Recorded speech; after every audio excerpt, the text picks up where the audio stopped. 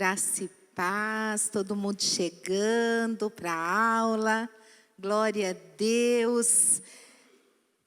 Quem sabe hoje a gente consegue terminar esse livro de Gênesis. Vamos correr para terminar esse panorama do Antigo Testamento. E hoje, se Deus quiser, a gente fecha Gênesis para domingo que vem começar o Êxodo. Amém. A gente está no capítulo 30, não é? A gente vai descrevendo aqui no 30 os filhos de Jacó. Aula passada nós começamos a história de Jacó. E aqui no capítulo 30, a gente vai começar a falar dos descendentes de Jacó. Jacó já está lá junto com o Labão tenta prejudicá-lo, tenta passar a perna nele. O tempo inteiro o Labão tentando passar a perna no Jacó. No capítulo 31, Jacó, ele tenta voltar para a casa dos pais. Mas aqui, o tio dele, no 30, já passou a perna nele várias vezes. Vocês lembram da história? Tá vendo aquelas ovelhinhas, todas branquinhas? O que sair malhado é seu. Mas, gente, normalmente não sai nada malhado, né? Só que Deus, ele está abençoando Jacó. E à medida que Deus está abençoando Jacó, sai as malhadas. E Jacó, apesar de tudo que Labão faz, roubando ele nesses 14 anos, Deus, ele abençoa Jacó e enriquece Jacó, porque Deus, ele tinha prometido isso. E ele estava trabalhando na vida de Jacó. E Deus, trabalhando na vida de Jacó, está abençoando ele. E aí, quando dava lá as ovelhas, aí fica com a malhada. Aí dava ali o Labão. Oh, meu Deus do céu, o que está acontecendo, né?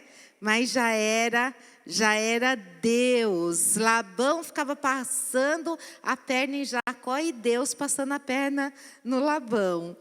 Mas não foi fácil para Jacó. Mas Deus, ele cumpre a sua parte, ele abençoa grandemente o Jacó. E agora o Jacó está sentindo na pele, né? Ele era um homem que passava a perna nos outros, e Deus está tratando ele, e essa é uma preparação para tudo que vai acontecer lá na frente. No capítulo 31, Jacó, ele tenta voltar para a casa do pai, e Labão tenta impedir essa volta. Ele fala, corre atrás do Jacó e fala, olha, você não vai embora não, porque você está levando os meus ídolos. Labão, ele era um idólatra, ele não era um adorador de Yahvé. Os ídolos, eles eram os terafins, que eram pequenas figuras que eram usadas para adivinhação. As tábuas de Nuzi, que registravam as leis dos antigos povos da Mesopotâmia, daquela época, ligavam a posse desses ídolos com o direito de herança. Então, o motivo de Raquel ter pego o ídolo pode ter sido financeiro, gente, e não religioso.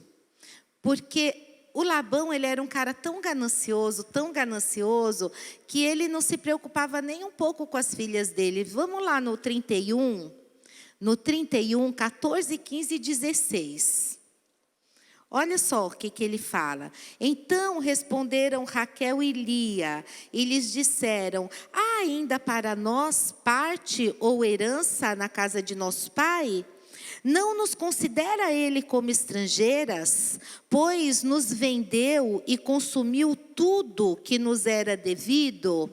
Então, quando elas estão falando aqui, gente, estrangeiras, elas estão dizendo que ele as tratava como pessoas indesejáveis. Era muita hostilidade que tinha entre eles. Nesse capítulo 31, a gente vai vendo toda essa briga de genro e sogro, e elas falando, a gente vê que havia muita hostilidade entre eles. Essa expressão que elas falam, olha,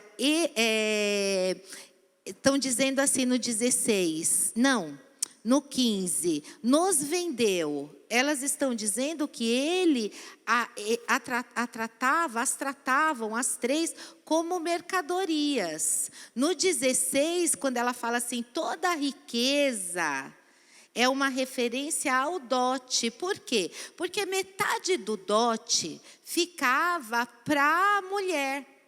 Porque lá na frente, se ela tivesse alguma dificuldade, se ela ficasse viúva, ela não ia estar desamparada, totalmente jogada, né? Então, a gente vê que o Labão, ele não se preocupou nem um pouco com as filhas dele.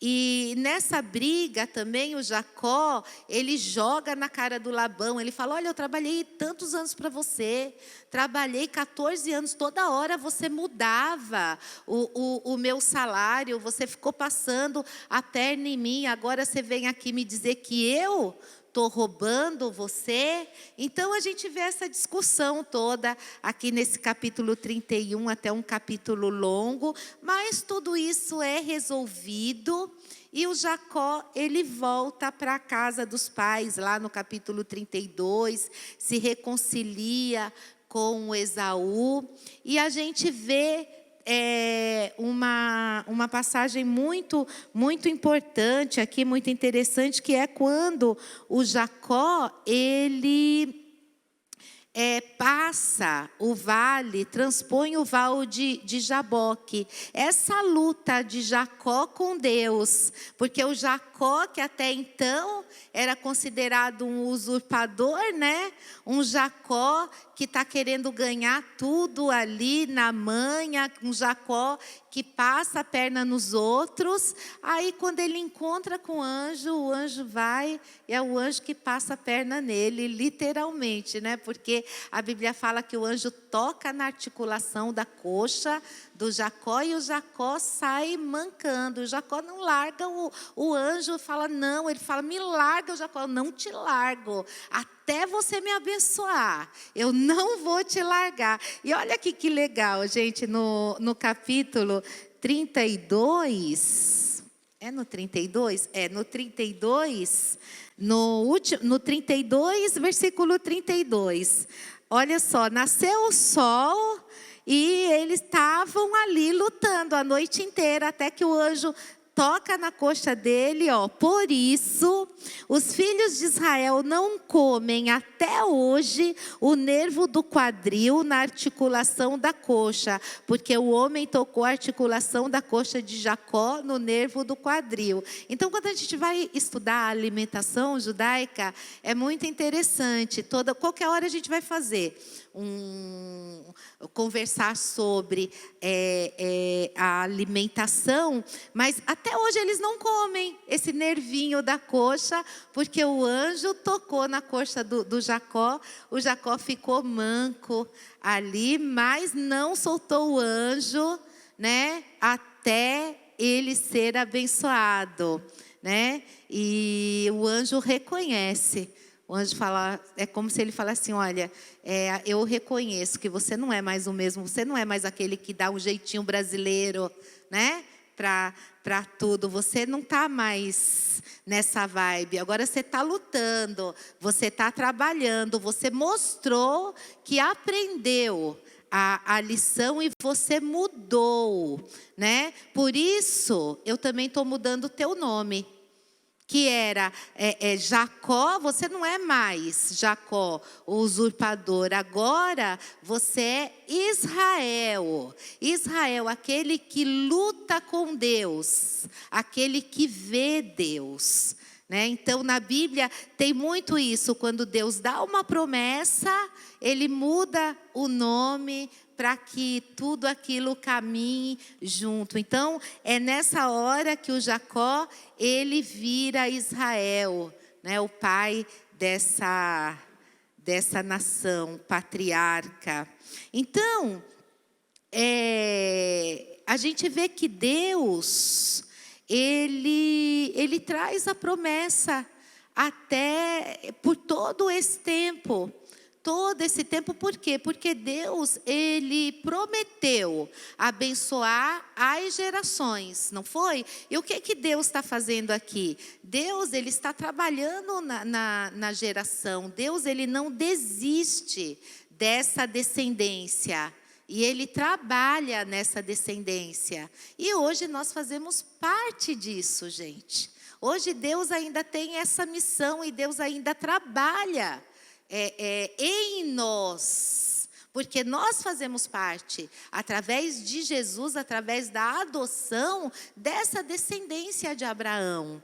Então, lá no capítulo 33, o Jacó e o Esaú se encontram, o Jacó se estabelece em Canaã e ele levanta lá em Siquém um altar e invoca o Deus de Israel. Você vê, eles vão chegando nos lugares e eles vão levantando um altar para Deus. E aí nesse capítulo 34, é um capítulo muito negativo da história, porque Jacó, ele se estabelece com a sua família lá em Siquém, e aí o que acontece? O filho do rei de Siquém, ele abusa sexualmente de Diná, a filha de Jacó, e aí isso causa um grande transtorno.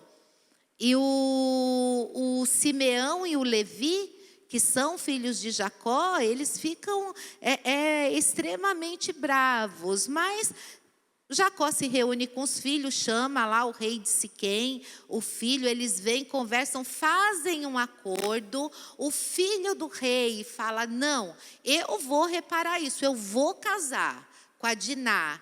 E aí eles estabelecem um acordo e o Jacó e esse clã, essa família, continuam morando ali. Só que olha só, o Simeão e o Levi, eles já estavam com mal intenção. Aí eles falaram assim: todos os homens da cidade, nós vamos dar nossa irmã para esses incircuncisos. E daí o rei fala: não.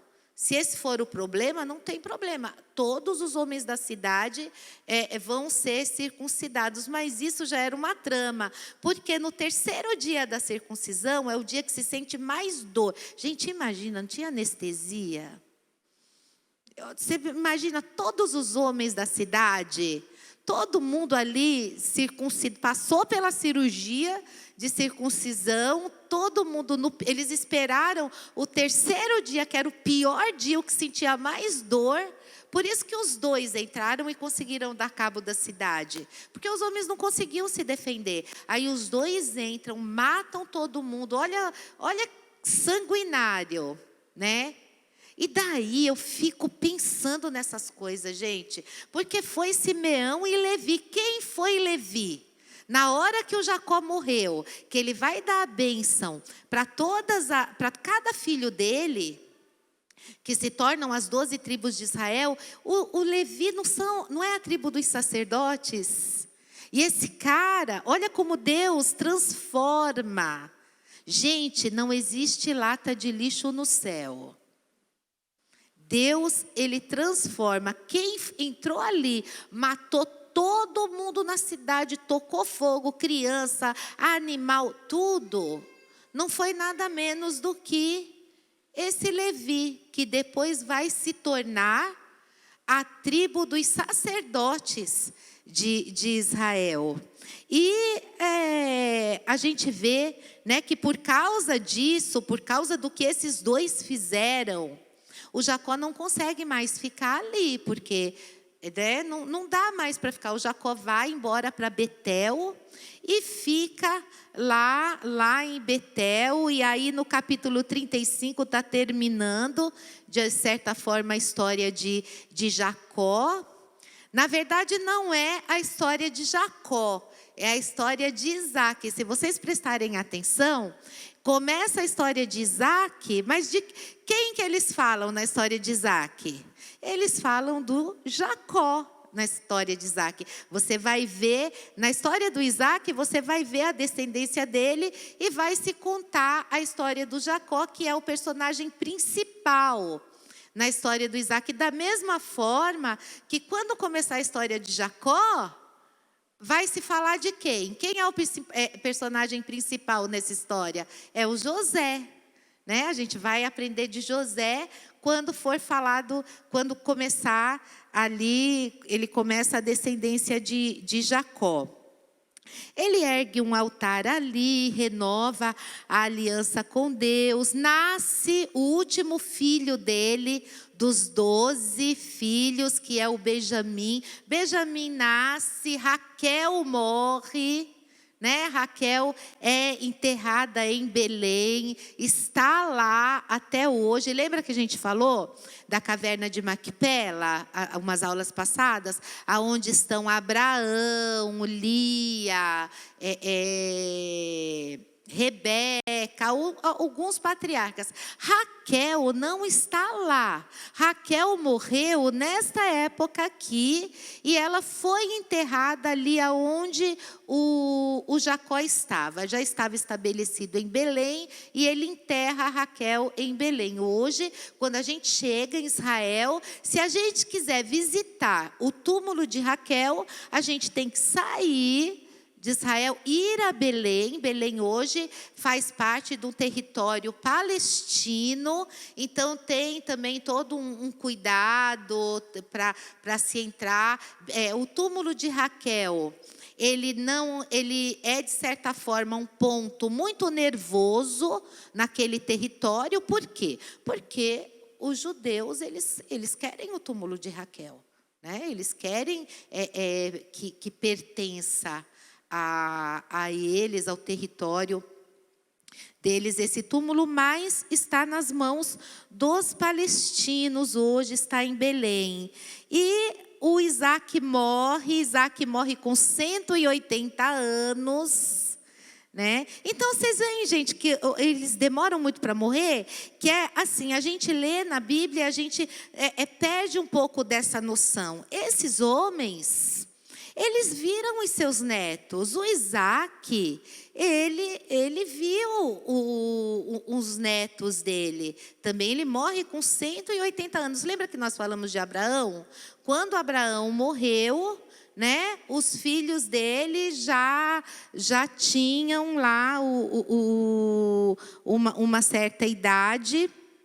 Os netos, né, o Jacó e o Esaú já eram, acredito que eles já tinham 15, 16 anos. Então, quando o Isaac. Então, a gente vê que eles viam as descendências deles. E olha aqui no 31, lá no 31, no 36, 31, isso é importante.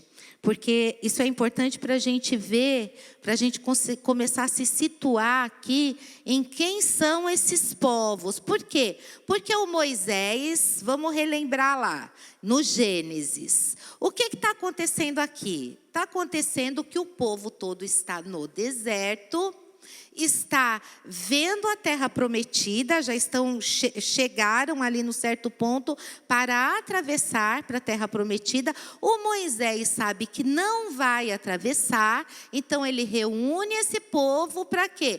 Para contar todas essas histórias, para que o povo saiba quem eles vão encontrar lá na frente, para que o povo saiba que eles vão encontrar civilizações com deuses lá na frente, que eles não devem servir a esses deuses, para relembrar o povo as leis de Deus, as suas raízes. E aí, aqui, olha só,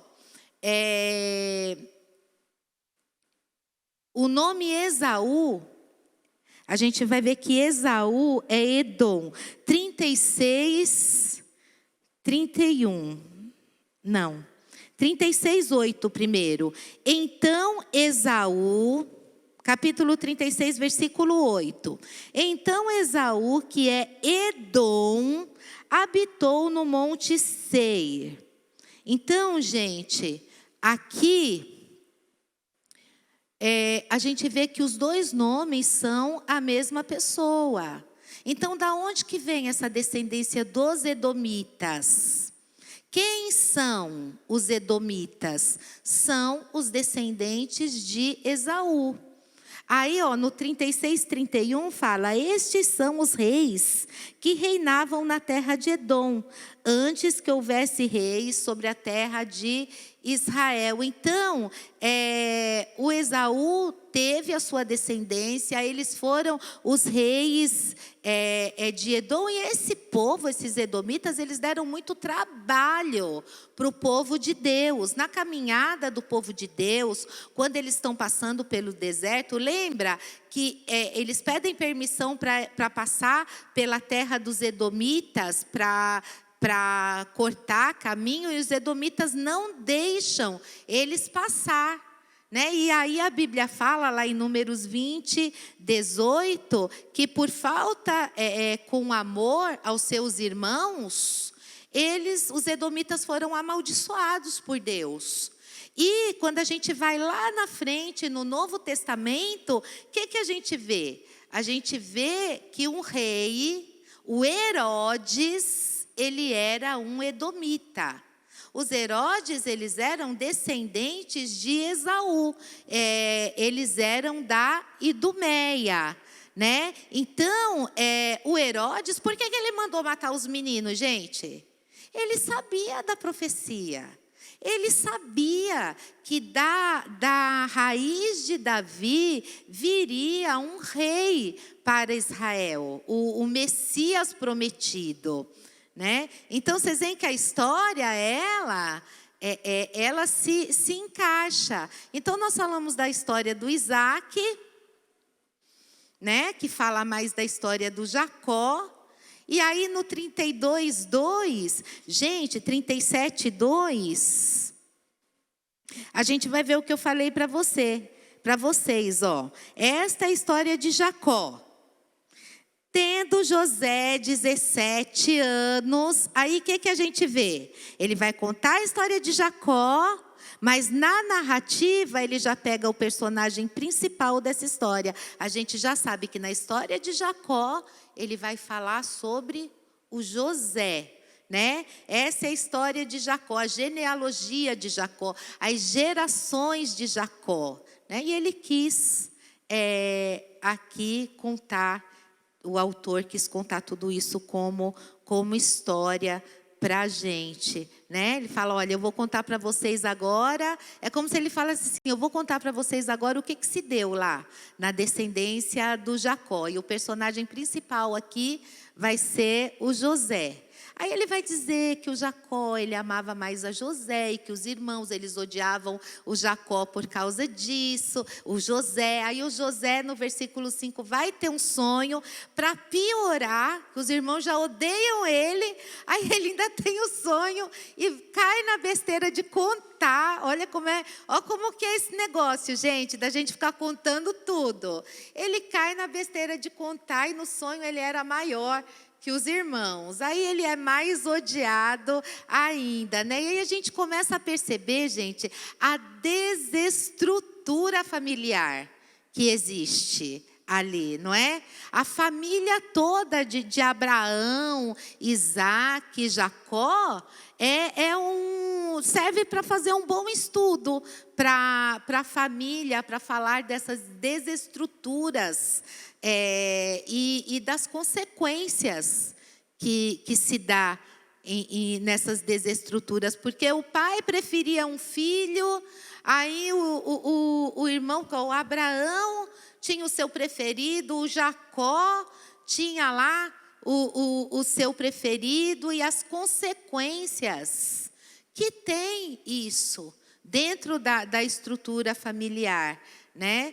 E aí os irmãos planejam matar José, Rubem não concorda, né? Ele quer salvar José, mas eles estão lá no campo, José vem e eles falam, não, nós vamos matar. O Rubem fala, não, não mata, tá? Joga ele lá na cisterna, porque o Rubem pensou assim, ó, eles jogam um menino aí, quando chegar de madrugada, que é a hora da gente ir embora, eu vou lá, pego o menino de dentro da cisterna e levo o menino de volta. Mas deixa que por algum motivo, na hora que os mercadores passaram, o Rubem não estava lá.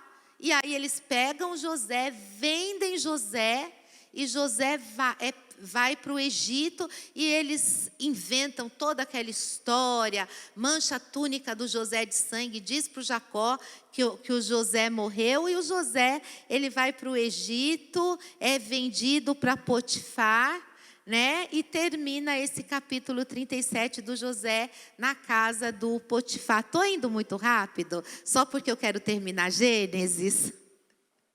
Daí, o que a gente vê? A gente vai ver isso algumas vezes na Bíblia. A gente não está vendo toda essa história sequencial? Daí, no 38, essa história é quebrada. Tá? É assim, aparece ali uma história no meio dessa história que quebra o fluxo da história aqui no capítulo 38, falando de Judá e de Tamar. Por quê? Porque essa história, ela conta a ramificação da descendência de Judá. Porque Judá é muito importante. Judá é da onde vem o rei, né? O leão da tribo de Judá. Ou da onde vem Davi, da onde vem Jesus. E aí Tamar, essa moça, se casou com que era filho primogênito do Judá. E esse era um homem extremamente perverso. E a Bíblia fala que Deus o matou. Gente, devia ser muito ruim mesmo, né? O próprio Deus olhou para o cara e falou, é muito ruim, vai morrer. E aí ele morre. E Judá, ele fala para o outro filho dele, o Onã, para cumprir a lei do levirato. O que era essa lei, gente? A lei do levirato era, o irmão morreu sem ter nenhuma descendência, o outro irmão iria possuir a mulher do irmão. Olha, a cultura é muito diferente, né, da nossa, e a gente está falando de um outro tempo. Tá? Então, o outro irmão ia possuir a mulher do que morreu para que ela gerasse o descendente do irmão que morreu. Então, esse filho que essa mulher gerava não era dele. Só que vocês esqueceram que ele era o primogênito? E lembra o que o primogênito tinha, gente? Metade da herança. Vocês acham que Omã, que também era ruim, ia querer fazer isso? Ele não queria fazer isso. A Bíblia fala que ele jogava o sêmen no chão. E Deus, ele olhou isso e falou, não, ele é também um homem ruim, eu vou matá-lo. Ele matou o Onã também. Por quê? O Onã falava o quê? Ele morreu. Quem tem metade agora? Sou eu, né? Eu vou gerar, vou cumprir a lei, e essa mulher, o filho que essa mulher tivesse seria o primogênito. Então é uma questão aí financeira, vocês estão vendo? E ele tinha um outro filho que se chamava Selá, mas que era uma criança. E o Judá, ele não foi correto com Tamar. Por quê? Porque ele falou assim, olha, deixa o Selá crescer, que ele vai cumprir com a lei. Só que ele pega, por que ele não foi justo com a Tamar? E ele não tinha a menor vontade de ser, porque ele pega Tamar e envia Tamar de volta para a casa dos pais, e não se fazia isso. Quando uma mulher ficava viúva, ela continuava na casa da família do marido.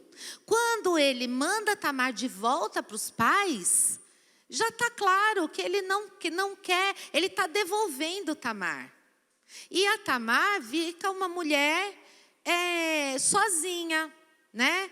Uma mulher que foi, entre aspas, ali rejeitada. Ela não teve o filho, não teve herança, e volta para a casa dos pais.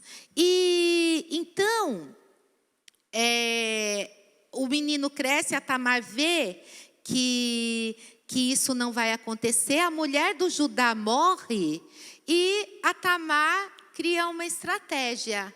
Porque ela vê que o sogro não foi justo com ela, ele não tinha dado ela para o outro filho. E a Tamar fica sabendo que o Judá vai subir para Tímina para tosquear as ovelhas. Era a época dos festivais cananeus de tosquia.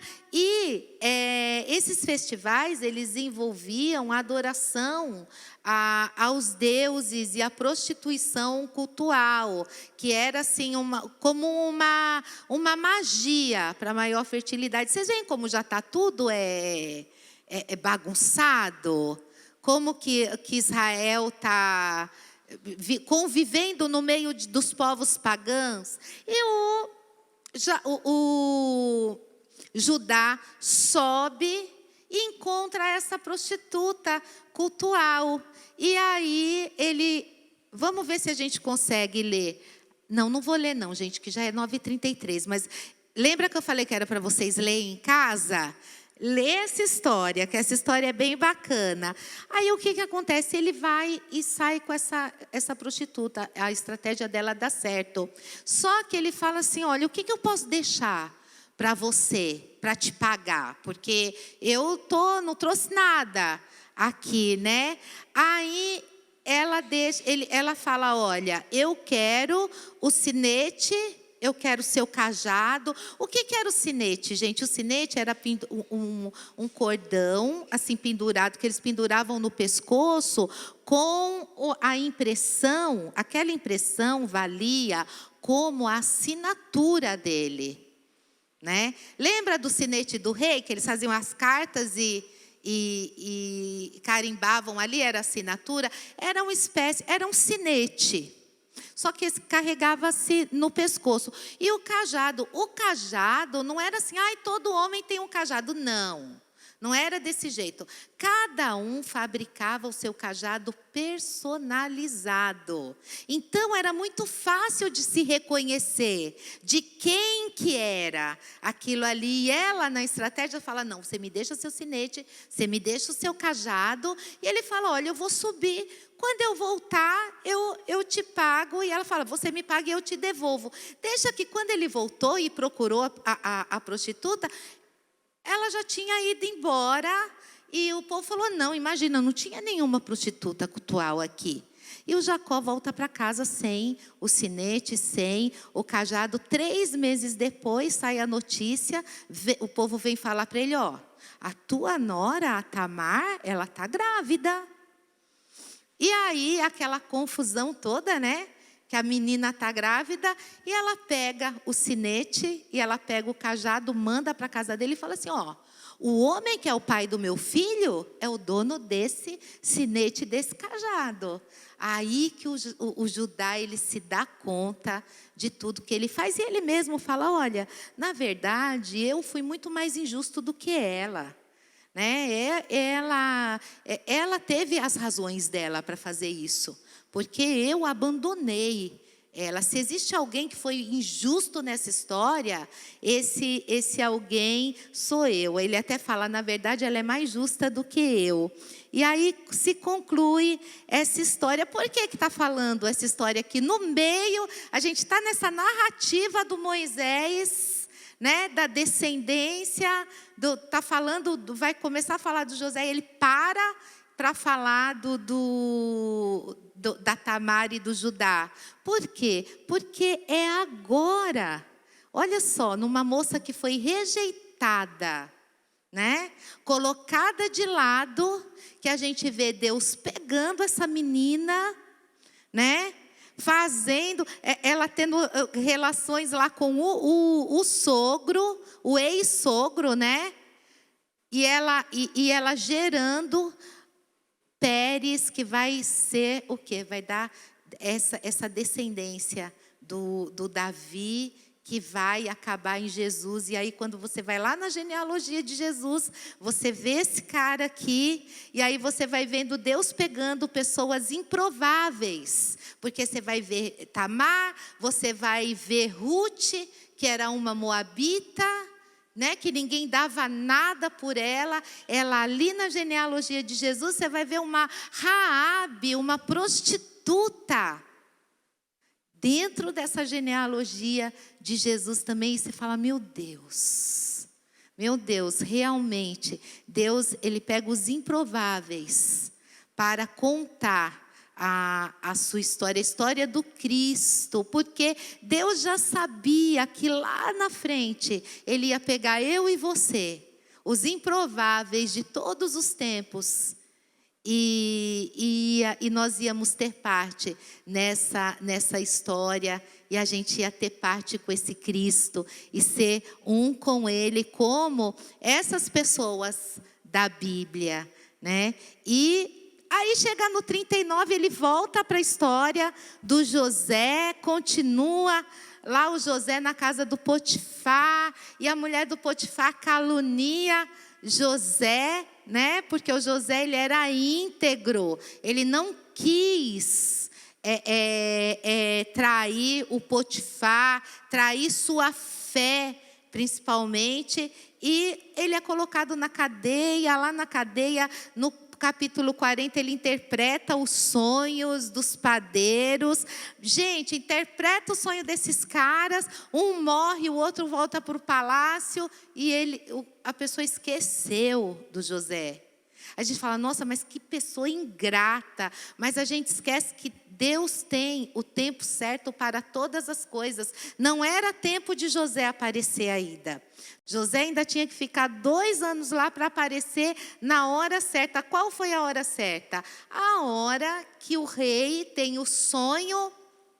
E aí esse padeiro fala, olha, tinha um judeu lá na cadeia, que ele interpretou o sonho que eu tive e deu certinho tudo. E ele manda chamar o José, e o José interpreta os sonhos, e o José fala, olha, são 7 anos de fartura que a gente vai ter, e 7 anos de fome. Então José fala, olha, faz assim, vamos aproveitar esses 7 anos de fartura e vamos cultivar, vamos fazer celeiros, vamos guardar, e aí, nos 7 anos de fome, a gente está bem provido. E olha, ficaram tão bem providos, gente, que deu para eles alimentarem toda a circunvizinhança, porque vocês veem que as pessoas, até o pessoal de Canaã, o pessoal do Jacó, veio buscar comida onde? No Egito, porque as nações vieram buscar comida no Egito, eles tiveram para eles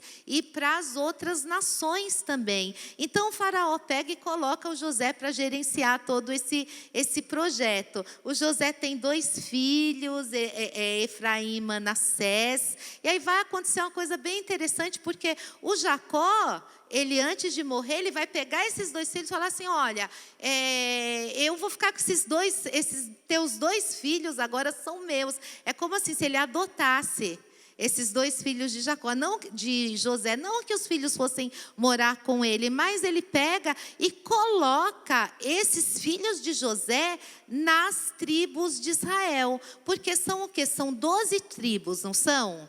Não existe tribo de José.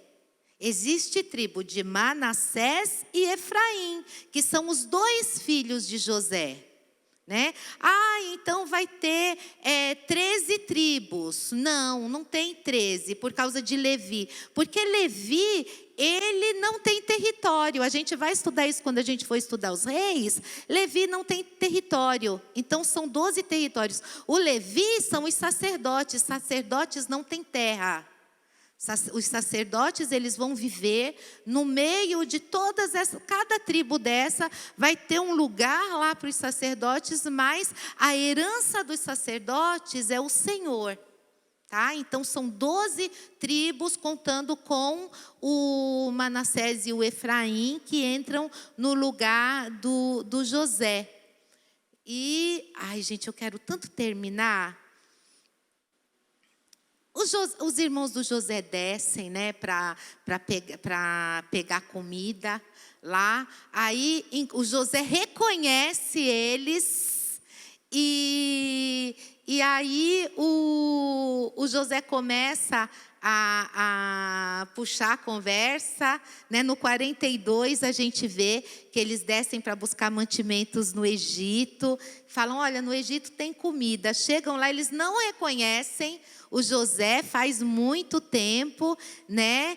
E o Rubem, quando eles chegam lá, no capítulo 42, do 18 ao 24, você vai entender melhor o que aconteceu lá naquela cisterna.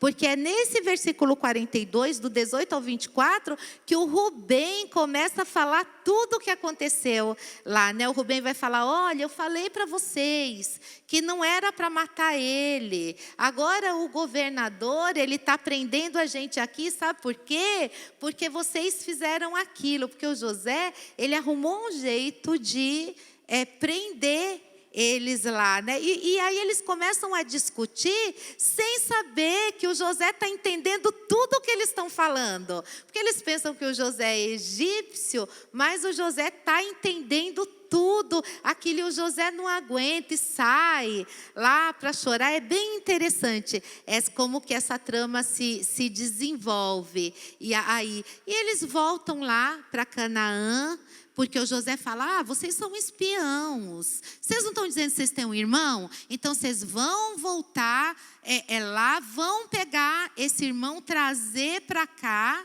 né? Para eu ver que vocês não são espiãos. Porque um deles fica preso lá no Egito. E aí tem toda essa armadilha.